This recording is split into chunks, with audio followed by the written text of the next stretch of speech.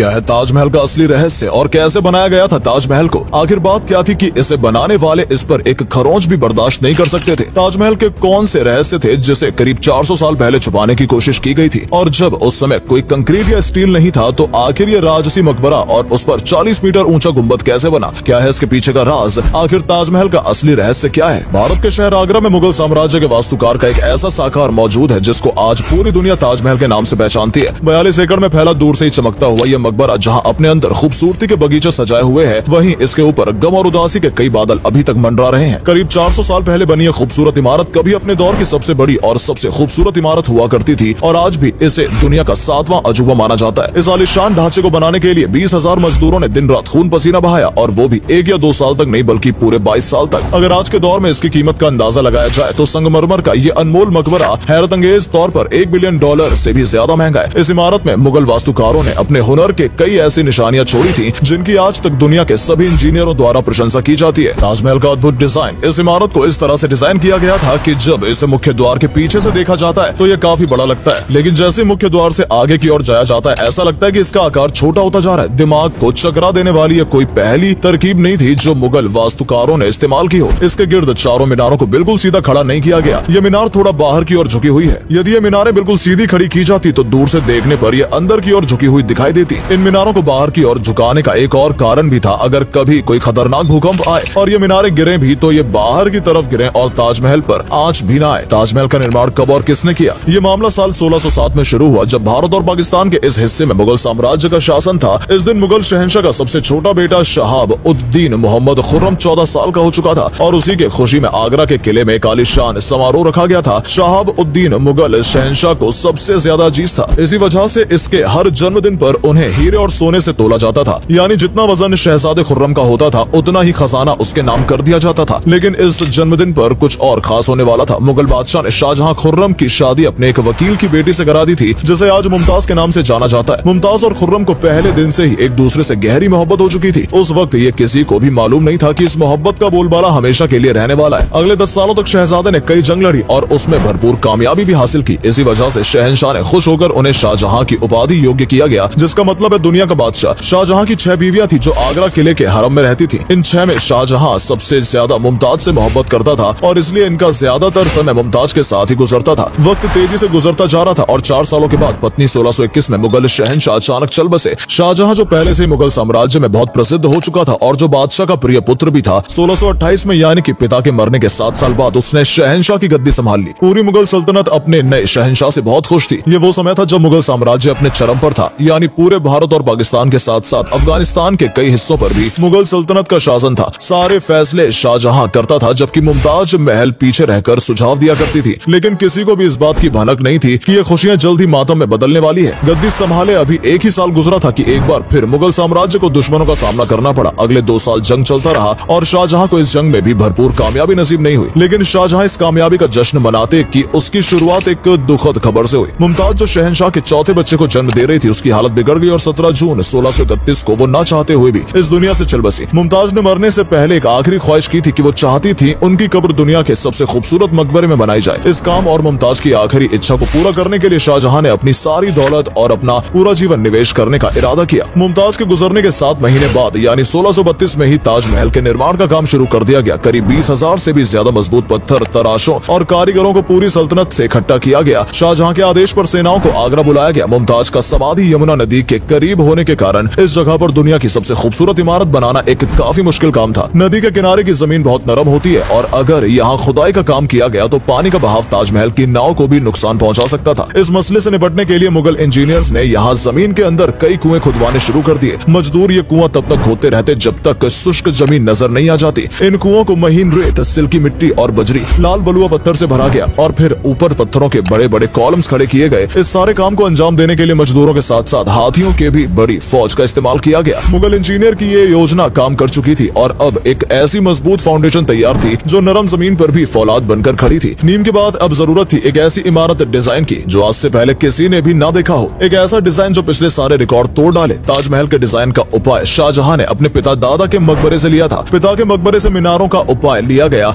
दादा के मकबरे से बिल्डिंग कोर का उपाय लिया और अपने चाचा के मकबरे से गुंबद का उपाय लिया। और जब इन सबको मिलाया गया तो एक शानदार और आलीशान डिजाइन उभर बनकर सामने आया। इमारत का ढांचा बनाने के लिए मौके पर ही लाखों नहीं बल्कि करोड़ों ईंटें भी बनाई गई। ये सब इतना आसान नहीं था और इसमें बहुत सारा पैसा भी खर्च हो रहा था। शाही खजाना दिन ब दिन खाली होता जा रहा था, लेकिन शाहजहां को किसी बात की परवाह नहीं थी। बस उसे एक काम हर हाल में पूरा करना था, निर्माण कार्य। कहा जाता है कि ताजमहल के निर्माण में इतने लोगों को लगाया गया था जिससे आसपास के इलाकों में खाना पीना खत्म हो गया। 2000 मजदूरों और कारीगरों की मांग को पूरा करने के लिए शाहजहां आसपास के तमाम इलाकों से अनाज आगरा मंगा लिया गया। कई सालों की मेहनत के बाद इमारत का ढांचा बनकर तैयार हो चुका था और अब बारी थी इसे संगमरमर से सजाने की। ये संगमरमर आगरा से 400 किलोमीटर दूर राजस्थान से मंगाया जाना था, क्योंकि यहाँ का मकबरा मार्बल आज तक दुनिया का बेहतरीन मार्बल माना जाता है। शाहजहां ने पूरा मकबरा मार्बल को ताजमहल के लिए आरक्षित कर रखा था, यानी ताजमहल की मांग पूरी होने तक किसी को भी इस मार्बल को खरीदने की इजाजत नहीं थी। 1000 हाथियों की मदद से हजारों टन वजनी मार्बल राजस्थान से आगरा मंगवाए गए। ताजमहल का खूबसूरत गुंबद इतना बड़ा था कि इसे आंखों से देखकर ही अंदाजा लगाया जा सकता है। आजकल इस प्रकार के गुंबद को स्टील के ढांचे पर बहुत आसानी से बनाया जा सकता है, लेकिन 400 साल पहले उनके पास 40 मीटर ऊंचे गुंबद को बनाने के लिए बस पत्थरों का ही सहारा था। आज के इंजीनियर भी इस गुंबद को बनाने में मुगल इंजीनियर द्वारा गणना किए गए तनाव की सराहना करते हैं। ताजमहल की कुछ खास बातें। ताजमहल की खास बातों में एक बात यह भी है कि ये दिन में 4 बार अपना रंग बदलता है। सुबह के समय सूरज निकलने से पहले ये बिल्कुल पिंक शेड देता है और सूरज निकलने के बाद ये हल्का पीला शेड देता है, जबकि दोपहर के वक्त ताजमहल की खूबसूरती का नया रुख देखने को मिलता है। नीले आसमान पर जैसे सफेद मोती चमक रहा हो और शाम के वक्त ये पूरी इमारत गोल्डन रंग की दिखाई देती है। पूरे 22 सालों बाद यानी कि सन 1654 में ताजमहल का निर्माण का काम पूरा कर लिया गया था। शाहजहां ने इस इमारत का नाम अपने पसंदीदा बीवी के नाम पर ही रखा। मुमताज से इस मकबरे का नाम ताजमहल रख दिया गया। शाहजहां की यह महंगी परियोजना पूरा तो हो गई, लेकिन इसने मुगल सल्तनत को विनाश की कगार पर ला खड़ा किया। 4 साल बाद यानी 1658 में शाहजहां और मुमताज के अपने ही बेटे ने बंदी बना लिया और खुद मुगल साम्राज्य का बादशाह बन गया। पिछले 30 सालों से राज कर रहे शाहजहां को आगरा के किले में ही कैद कर दिया गया था। शाहजहां को एक ही सुविधा दी गई थी कि वो ताजमहल को उस कमरे की खिड़की से देख सकता था जिसमें वो बंद था। 8 साल की कैद के बाद शाहजहां 64 साल की उम्र में इस दुनिया को अलविदा कह गए। शाहजहां का मुमताज से दोबारा मिलने का वक्त आ चुका था और उनको ताजमहल में ही दफन कर दिया गया।